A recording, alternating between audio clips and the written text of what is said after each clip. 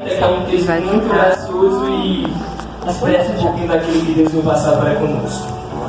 Glória a Deus, quando acharam Isaías capítulo de número 30. Aleluia.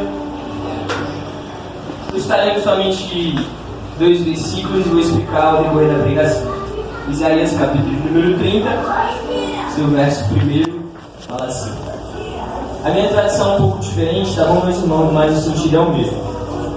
Ai dos filhos obstinados, declara o Senhor, que executam planos que não são meus, fazem acordos sem minha aprovação para ajuntar pecado sobre pecado. Versículo 2. E descem ao Egito sem me consultar, para buscar proteção no poder de Faraó e refúgio na sombra do Egito. Para Deus, que o Senhor possa curvar sua cabeça e fazer oração juntamente comigo. Senhor, meu Deus, Pai maravilhoso, muito obrigado pela oportunidade de cada um dos meus irmãos que estão aqui. Que a Tua palavra possa haver uma aplicação personalizada, não por mim ou pelas minhas palavras, mas pelo Teu próprio Espírito Santo. Que Deus, o Senhor, possa conceder uma virtude enorme, eles entenderem o projeto de Deus sobre a vida de cada um. Que não sejam as minhas palavras, mas que seja o próprio Espírito Santo tocando no coração de cada um que aqui estão. Não pelo meu nome ou pelo nome de alguém, mas sim pelo nome de Jesus. Pai, eu te rendo graças e exalto, peço que os Teus anjos possam tirar todo o pensamento contrário, que possa poderosamente cuidar do coração dos meus irmãos, para que eles não venham se distrair, não venham pensar em nada impuro, mas do contrário, venham ter a atenção voltada ao Evangelho. Em nome de Jesus Cristo, aquele que concorda com essa oração, diga amém. Amém. Glória a Deus por isso. Daqui a pouco eu pego, tá? Que palavra, né, meus irmãos? Eu creio que já desde o começo, Isaías capítulo de número 61, na qual fala sobre o Evangelho de Jesus, já foi confirmada. O missionário João trouxe uma palavra poderosa da aliança que Ana fez com o próprio Deus, para que ela pudesse ter um filho e servir na obra. Mas agora a gente vai para Isaías capítulo de número 30. Como é que eu faço? Vou passar um texto para vocês e é bem comum, vocês até já conhecem. A nação de Israel, mais uma vez, mais um momento da história, volta às suas velhas práticas. Passaram 1 ano, passaram 2 anos, passaram 70 anos, volta às suas velhas práticas. O que eles estavam fazendo, por causa da sua obstinação, o que é isso? Eles não desistiam, eles não paravam, eles sempre queriam e queriam mais. Voltaram às velhas práticas de se consultarem com deuses do Egito, porque eles não conseguiam absolutamente nada. E o problema disso tudo é que a única coisa que eles traziam para si era vergonha. Você conhece alguém assim? Em que no ano de 2024 buscou todo lado. Foi para a esquerda, foi para a direita, foi para frente, foi para o lado, buscando qualquer tipo de aliança, menos o compromisso com o Senhor. Qual fruto a gente vai ter se buscarmos alianças contrárias à de Jesus? O que a gente vai conseguir tirar de um Deus que não fala, de um Deus que não pode ouvir, de um Deus que não pode respirar, de um Deus que não está vivo? E é essa mensagem que descia ao Egito, ou seja, essa é a primeira revelação que temos nesse texto. Eles estavam numa alta posição, não somente geográfica, mas espiritual. A nação mais crente que você pode imaginar. Os caras mais fiéis de toda a terra, até porque só eles tinham o Evangelho. Eles eram os mais fiéis. As pessoas tinham a mais alta revelação. O próprio Deus falava pela boca de grandes sacerdotes, grandes homens de Deus. Você deve ter conhecido um tal aí de Abraão, não sei o que, Moisés, tal de Arão. Esse pessoal aí, só uma parcelinha daquilo que Deus tinha mais para o futuro. Esse povo mais santo de todos os tempos descia, se humilhava. Porque em outra parcela das escrituras, em Jeremias, vai dizer que aqueles que se associam a Deus sem valores tornam-se ele mesmo sem valor. Então aquele povo não tinha mais um problema de aliança, era um problema de identidade. Eles não sabiam quem eles eram e acabavam buscando em refúgios que não edificavam em nada, meus irmãos. Esse é o cenário onde Isaías se levanta para trazer uma carta. Eu trago esse capítulo aqui como uma carta. É uma carta de indignação. Deus estava indignado mais uma vez com essa situação. E começa dessa forma. eles juntando pecado sobre pecado. Da mesma forma que começou o Evangelho, em que um homem desobedeceu a ordem de Deus e juntou para si pecado sobre pecado. E não somente isso, no versículo de número 7, aquele que tem um texto, a Bíblia aberta, acompanhe comigo. O Egito, cujo socorro é totalmente inútil. Por isso, eu o chamo monstro inofensivo. Ou seja, Deus destituiu o poder do Egito. Ele não tinha nada a oferecer. Agora calcule comigo, o que aquele povo estava procurando em um lugar baixo, não somente geograficamente, mas espiritualmente, lembre disso, podre, e que não tinha nada a oferecer. Há mais de 400 anos eles tinham sido tirados daquele lugar e eles continuavam lá. Oh, meu Deus. Tudo que eles traziam para eles era pecado sobre pecado. Eles faziam planos, mas não consultavam a Deus.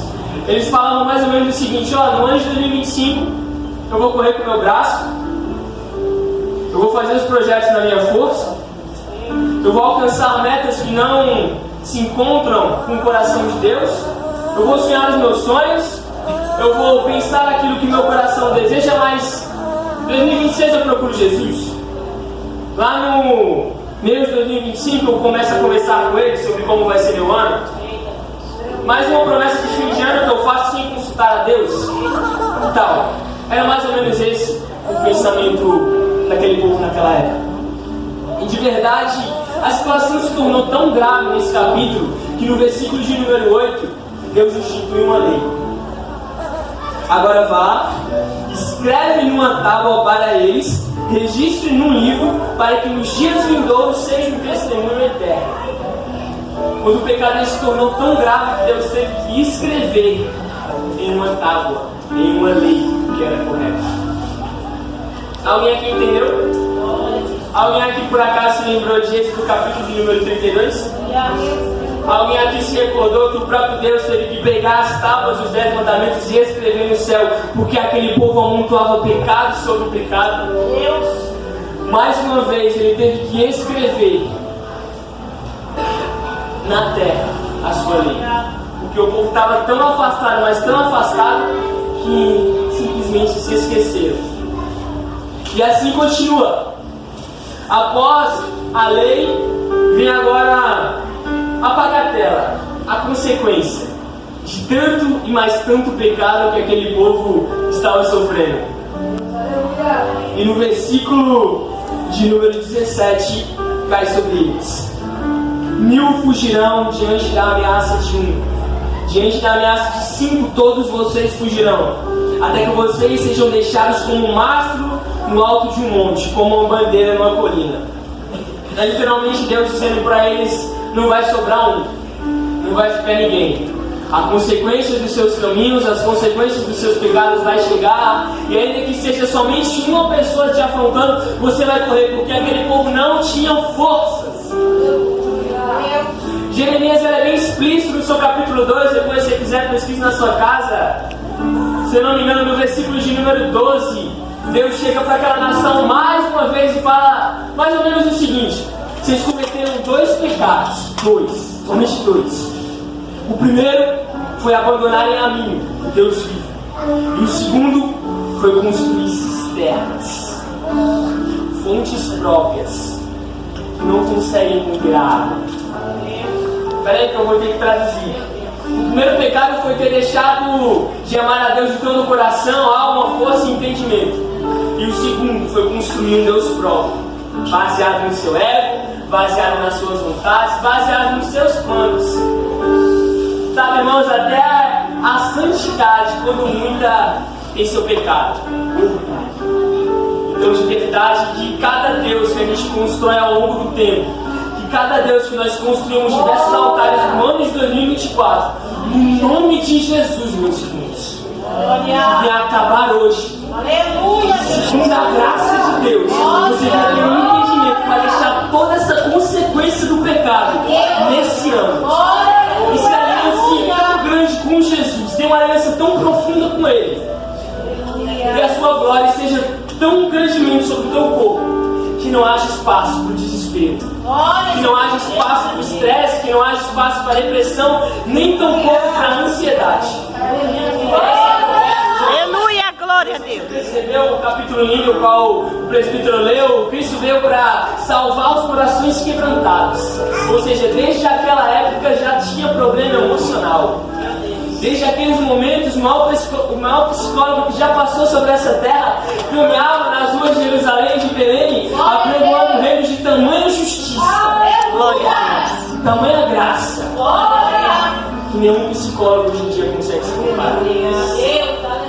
Não existe nenhuma matéria tão graciosa quanto o Evangelho. Graças a Jesus. E se decorrendo mais ainda, pensa nesse cenário de Falou, eu vou chorar, não choro não.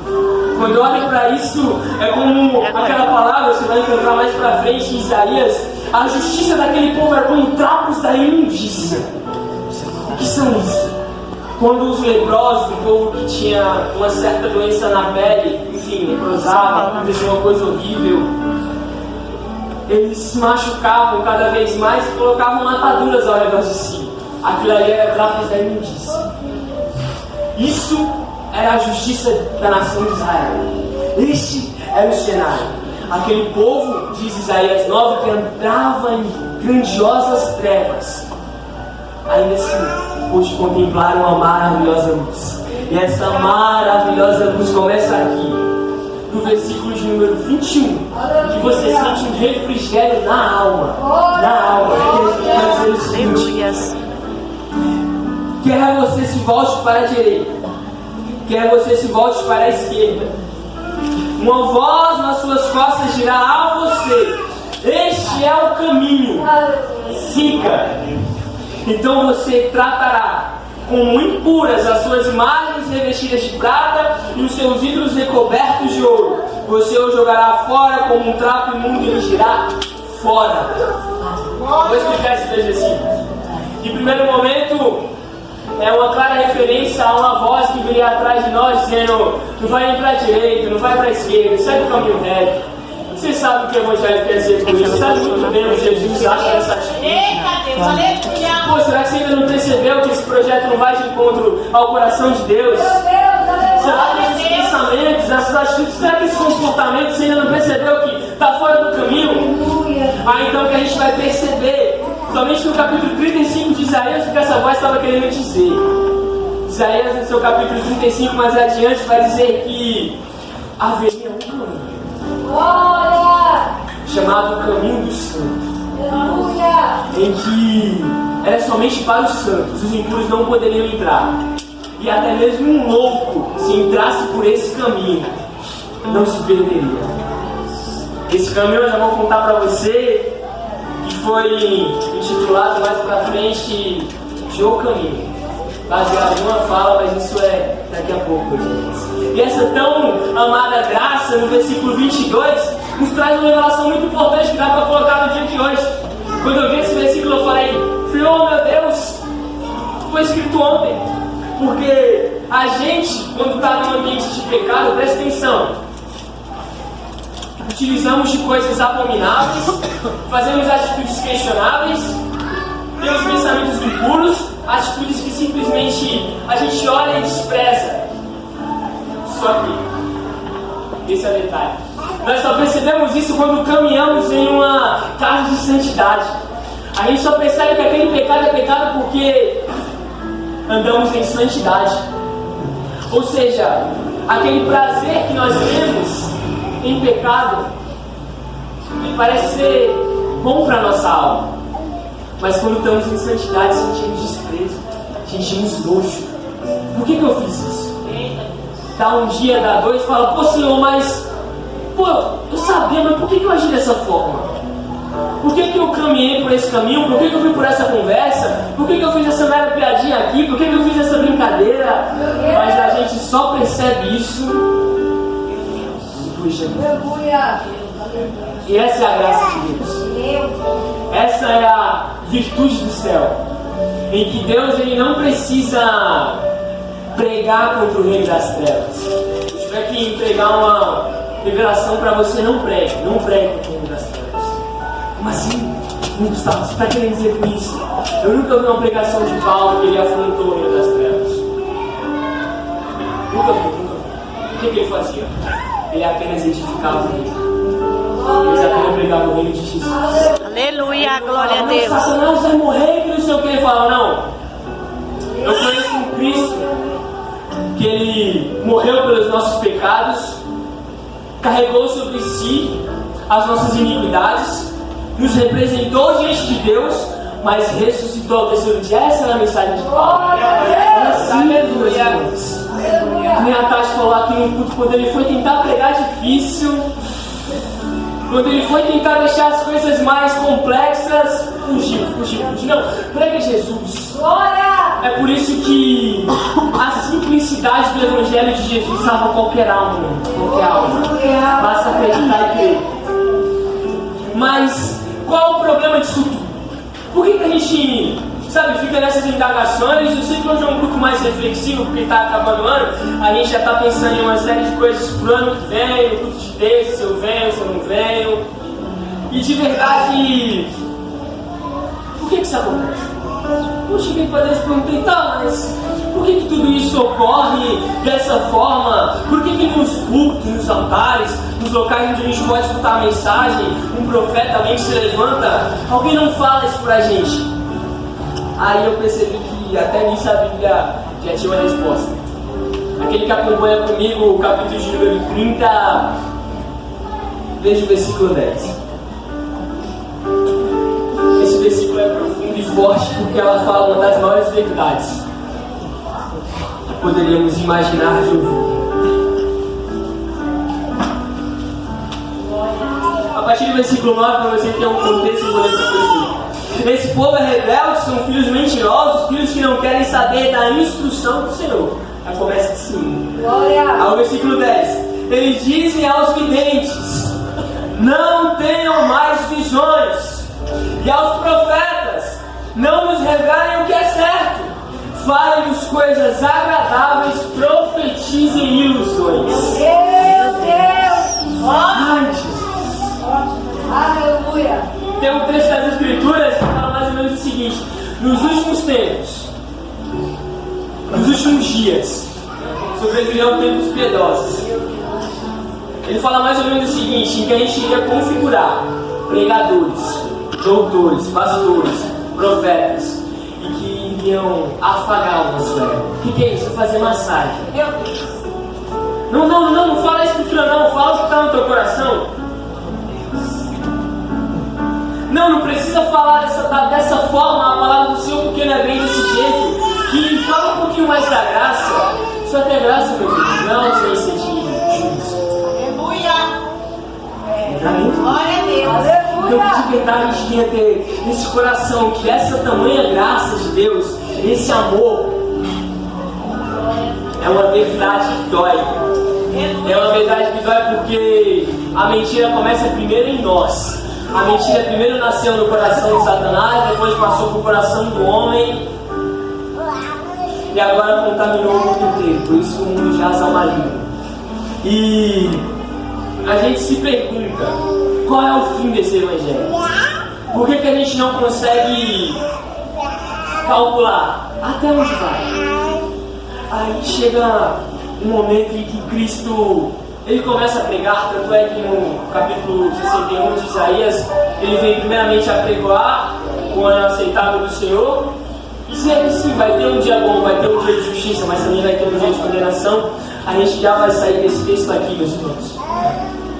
E para finalizar especificamente nesse texto, eu quero ler somente 2 versículos.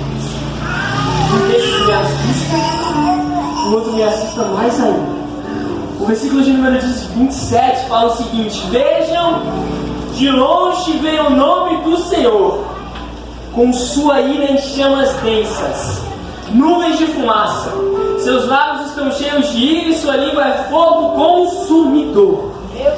E o versículo de número 32, uma tradução um pouco mais atual, e você pode estranhar.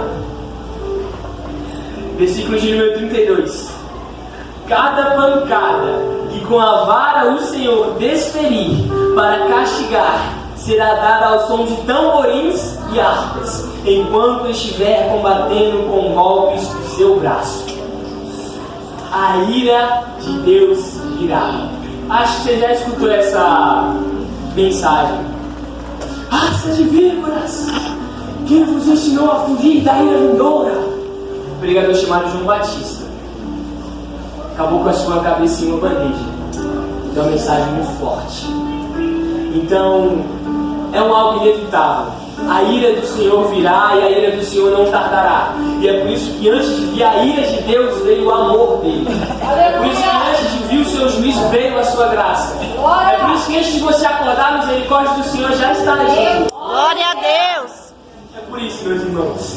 E de verdade, o mais incrível disso tudo é que toda essa guerra, toda essa pancadaria vai ocorrer ainda mais com uma trilha sonora, ao som de tamborins, ao som de harpas.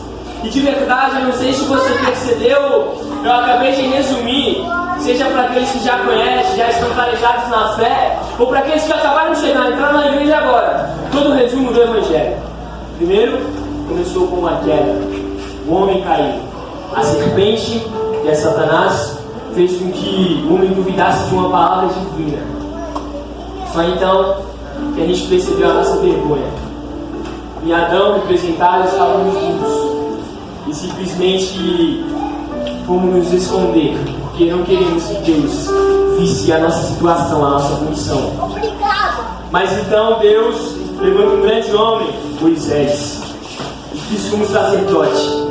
Esse tal de Moisés, esse cara, tinha uma relação tão profunda com Deus, que Deus escreveu nas tábuas de pedra os mandamentos ali. Moisés, siga isso. Você quer viver para sempre? Essa é a recompensa dos mandamentos, viver para sempre. O único problema da lei, o único só tem isso, o problema da lei, ela exige perfeição. Esse é o único problema da lei. Ela exige uma perfeição de quem a cumpre. Tropeçou em um, tropeçou em todos os restantes. Aí depois a gente descobriu. Fico imaginando quem foi a primeira pessoa que descobriu isso. O salário do pecado, a morte. Todo bem que nos foi entregue à terra, a gente entregou literalmente nas mãos de Satanás após pecar lá no Jardim do Éden e simplesmente meteu o pé. Livre, espontânea pressão. Então, com o salário do pecado sendo a morte, a gente não tinha mais escolha. Não tínhamos para onde ir. Aí então, que se levanta uma palavrinha. A graça. A graça por intermédio de Jesus Cristo. Em que é literalmente o palco para todos nós estarmos aqui. Aleluia! E por fim, o último tópico viria a ira de Deus. Mas como é que a gente consegue observar essa graça tão de perto? Nós conseguimos observar essa graça tão tremenda, baseado em um ser. O carpinteiro, o filho de carpinteiro, nasceu em Belém, Jerusalém. Há quem diga que nasceu em uma manjedoura, em um local onde só tinha alguns animais. E imagine o seguinte: toda a plenitude do divino sobre ele, toda a graça de Deus revestida apenas em um homem, Jesus Cristo. É o seu nome. E de verdade, o mais interessante disso tudo é que qual era a sua mensagem? Arrependei-vos, porque é chegado o reino dos céus. Qual eram as suas virtudes, valores inigualáveis? Tira todo o contexto cristão, ainda assim ele é um grande homem e o melhor que já passou sobre essa terra. A sua mensagem de poder, de autoridade, de unção, de graça, simplesmente profetizando por todo canto que passava, operando milagres, executando o máximo do Evangelho, atingindo cada alma que ele tocava, os demônios se submetiam, tudo aquilo que ele pregava, fazia, profetizou, aconteceu, todas as suas mensagens que ele pregou acontecem até os dias de hoje. Nós estudamos os seus atos, seja na ciência, na religião, nós fazemos todo o possível para pregar esse nome tão grandioso que é Jesus Cristo, que nasceu humildemente, percorreu sobre as ruas de Jerusalém e caminhou ainda mais.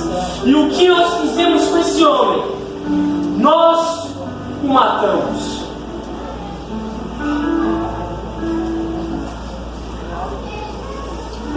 nós o crucificamos. Tudo aquilo que poderíamos oferecer para Ele era a morte. Foi o que nos sobrou. Era o nosso salário todo mês, a cada dia, a cada momento. Tudo que poderíamos fazer era oferecer para Ele a nossa vergonha. Não queríamos a sua graça, nem tampouco o seu favor. Enquanto Ele estava sobre a cruz, rimos dele, e tão somente havia gritos: crucificam! Em seu julgamento completamente desonesto, feito em uma madrugada. Após isso, em plenos pulmões, a multidão gritou lá pela tarde: Barrabás, Barrabás! Soltem ele e crucifiquem a Cristo. Qual mal ele fez? Que mal ele cometeu? Que mal o Filho de Deus, que tinha tudo para simplesmente continuar no céu perfeito, em glória, em justiça, em salvação, o que ele fez para conosco? Um favor imerecido do alto. Uma graça tão grandiosa em que não podemos calcular. Sobre aquela cruz, blasfemamos e banqueteamos com risos. Morreu o Filho de Deus. Morreu apenas mais um. Não conseguíamos, meus irmãos, isso é sério, nós não conseguíamos suportar toda a justiça de Deus sobre nós. Toda a sua ira não era o nosso lugar. Nós não podíamos fazer nada por nós mesmos, estávamos mortos em nossos pecados. Como é que um morto pode chegar para Jesus e oferecer algo para Ele além da sua morte? Mas essa é a graça. Esse é o Evangelho. Esse é Jesus Cristo.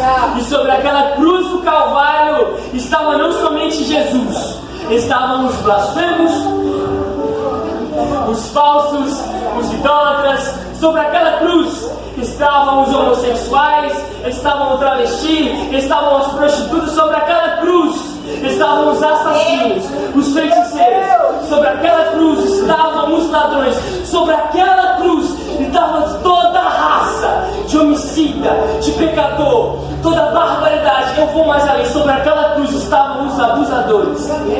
Sobre aquela cruz estavam os genocidas. Sobre aquela cruz do Calvário estava nele toda a ira de Deus. Toda a fúria do Senhor em justiça estava sobre aquele homem. Quem de nós suportaria a ira de Deus? Quem de nós poderia conter em si toda a fúria de um Deus tão soberano? A própria Bíblia diz: no fogo consumidor, e os seus lábios estão cheios de ira. Tudo que ele queria era acabar com a raça humana. É um versículo muito conhecido, um conceito muito bem estabelecido na igreja, de que o nosso louvor sobe a Ele como um cheiro suave, um aroma agradável às narinas de Deus. Mas eu fico imaginando que naquela cruz do Calvário, o cheiro que subiu de todos os pecados era da mais profunda podridão espiritual. Por isso que era um cheiro tão tamanho, em que aquela enorme quantidade de pecados em um lugar só precisava ser exterminado, precisava ser morto. E quem o matou não foi Satanás, porque Satanás não tem esse poder de exterminar todo o pecado. Quem o enfermou, quem o matou, foi o próprio Deus. Aleluias. Toda a ira estava sobre ele. Tudo de ruim, de inimaginável, de pecado, tudo aquilo que você talvez ainda vai cometer até o fim de suas vidas, estava sobre ele naquele momento.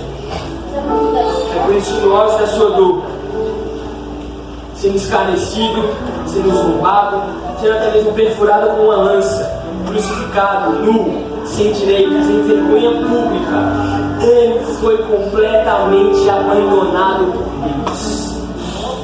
Quero te contar essa parte do Evangelho de Cristo, quero te contar essa parte do ministério, em que naquelas palavras: Deus meu, por que me desamparaste? Não era um sentimento de que não, Deus está distante de mim, foi um abandono completo.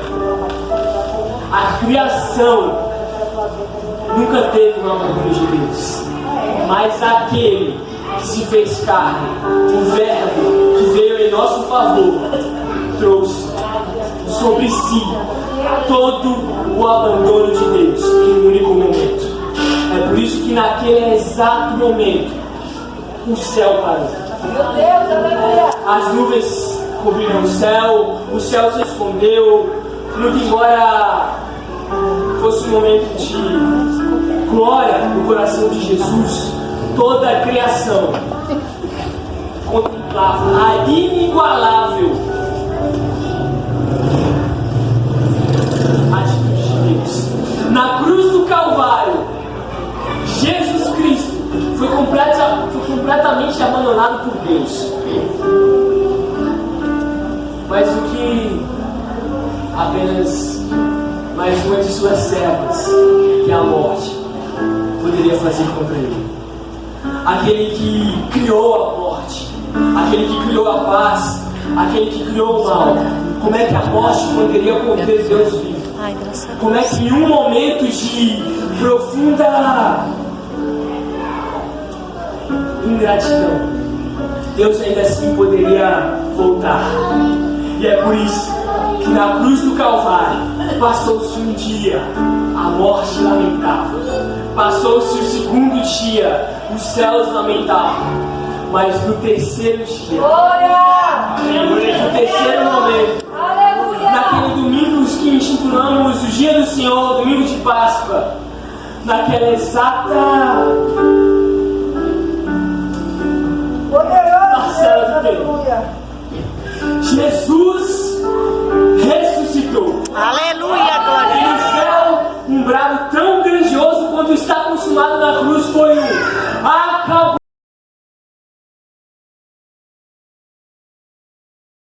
Conhecia, mas o céu se fez conhecer.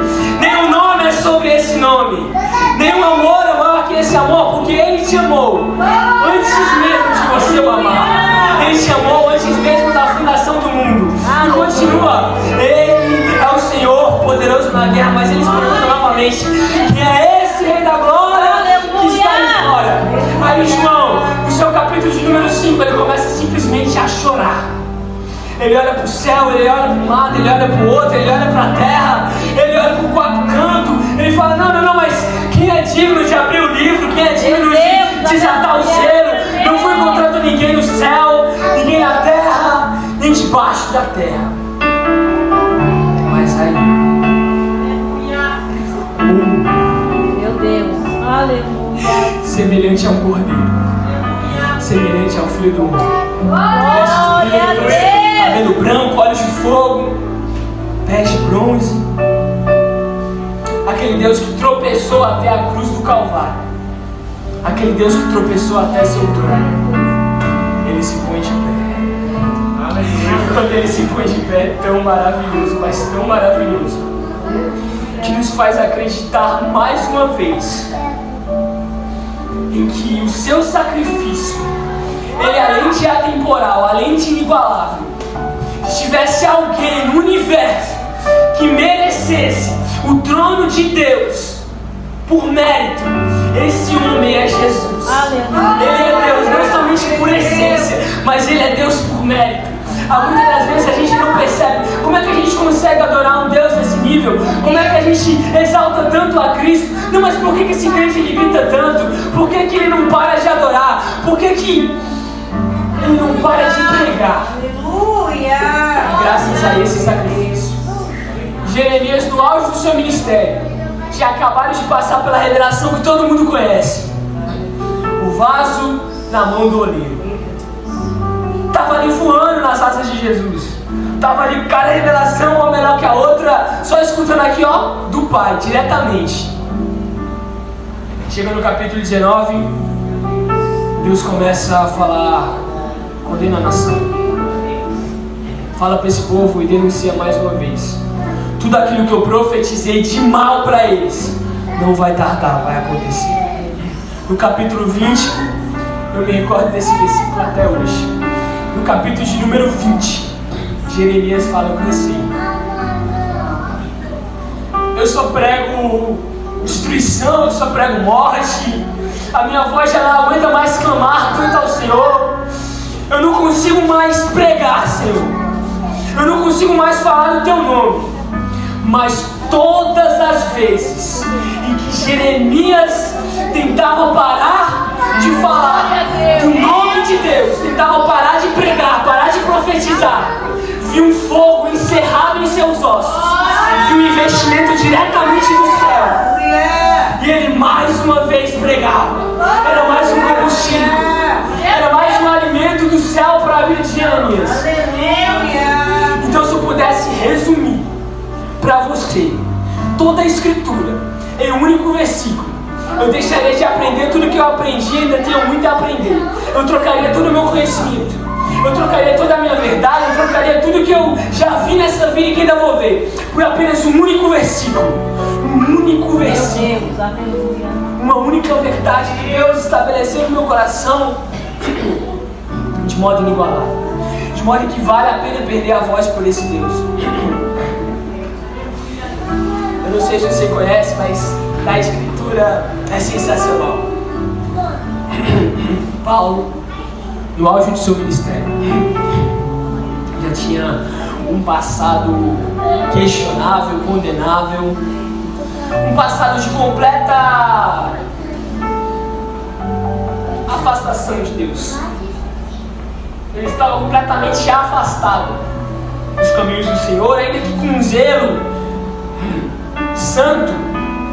Ele perseguia os cristãos, ele matava, ele pegava talvez até mesmo crianças pelos cabelos e arrastava, tirando da casa, ele crucificava, ele decapitava. Ele estava com as cargas descendo para o caminho de Damasco, mais uma vez descendo, mais uma vez perdendo a sua identidade por conta de um zelo que ele não conhecia. Mas então, um momento, e é isso que vou deixar a mensagem aqui para vocês para já finalizar. É um momento, quando eu ver essa mensagem, é mais do que gloriosa. Só existe um momento em que o próprio Cristo, não eu nem você, o próprio Cristo estilhaça as nossas defesas e nos faz enxergar que somos completamente amados e reconhecidos por Deus. É somente nesse momento que Paulo percebe, e estava escrito em seu coração, não uma carta que ele estava carregando para a morte, mas uma carta que ele iria escrever para a vida, em Filipenses, capítulo de número 3, versículo de número 8, que vai dizer o seguinte: mas eu, mais do que isto, considero tudo como perda, comparado com a suprema grandeza do conhecimento de Cristo Jesus, meu Senhor, por quem perdi todas as coisas e a considero como esterco, para ser achado nele, para ser encontrado em Jesus. É tão somente por esse Cristo tão maravilhoso, é tão somente por essa paixão tão doce, por essa graça tão irresistível, que nós estamos aqui hoje.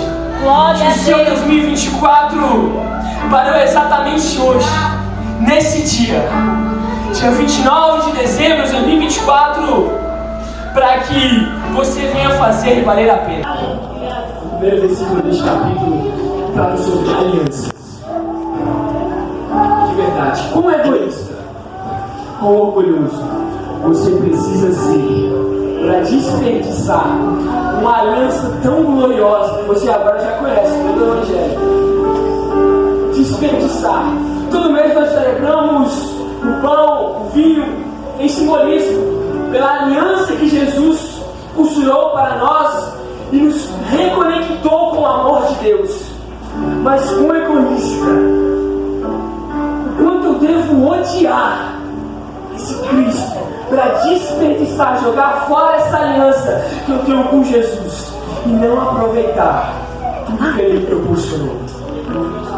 Jesus não é somente uma figurinha que a gente guarda no baralho no momento que precisamos de algo. Jesus não é somente o nosso amigo, Ele é o nosso Salvador, mas também é o nosso Senhor. Então essa aliança no Evangelho é mais uma prova de que, independente do ano, independente da nação, independente de qualquer coisa, a mesma coisa que matou o meu melhor amigo é o motivo de nós tropeçarmos todos os dias.